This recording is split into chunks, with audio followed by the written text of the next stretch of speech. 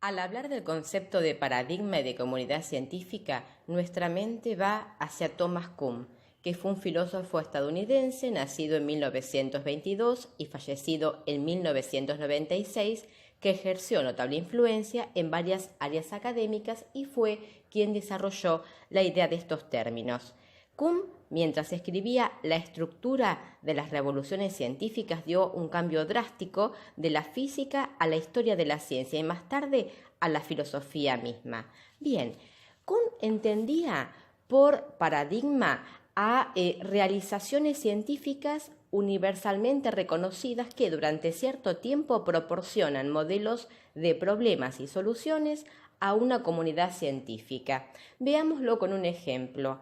En la época de Copérnico, el paradigma previo a la revolución justamente copernicana, ¿cuál era el paradigma? ¿Cuál era la afirmación aceptada? Que el centro del sistema planetario era la Tierra. Entonces, mientras eso fue mantenido por la mayoría de la comunidad científica, por supuesto que no siempre hay uniformidad en el criterio, pero era el paradigma que se sostenía hasta que con la revolución copernicana hay un cambio de paradigma y se pasa a un modelo heliocéntrico, es decir, el paradigma es que el centro del sistema planetario es el Sol.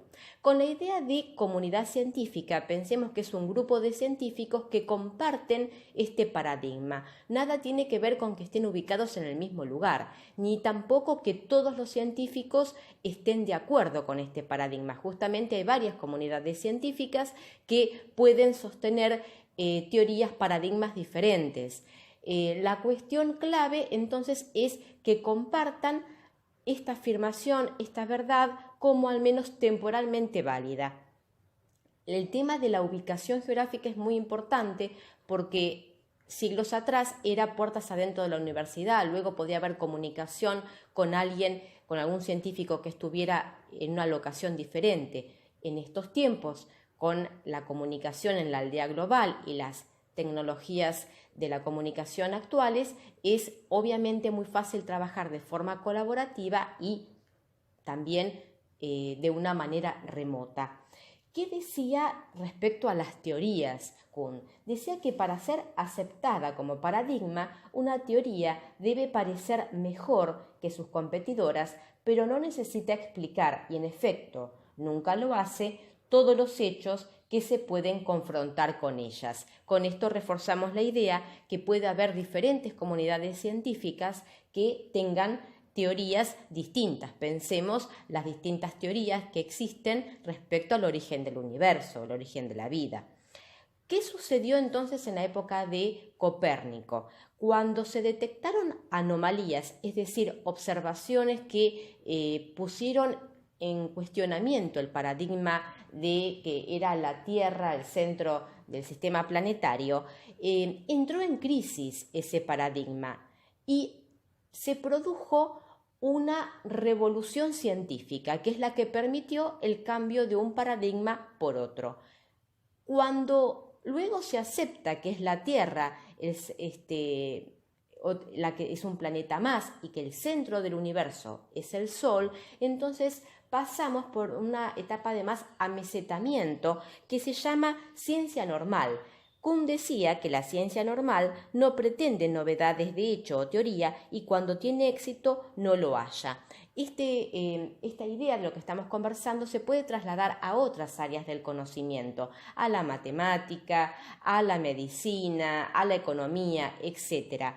Por ejemplo, con un tema de medicina, podemos comentar que cuando comenzó a conocerse el virus del HIV, un paradigma que sostuvieron algunas comunidades científicas es que era una enfermedad que afectaba solamente a personas homosexuales. Por supuesto que las anomalías estuvieron enseguida en evidencia y se cambia ese paradigma y se entendió por que podía ser afectado tanto una persona homosexual como heterosexual. Muchas veces algunos paradigmas están más influenciados por prejuicios, podríamos decir nosotros, que en sí por evidencia científica. Esto lamentablemente a veces sucede, y saber que la ciencia tiene que tratar de ser objetiva, basarse en experimentos, en demostraciones, y no dejarse influenciar por prejuicios, más allá de que obviamente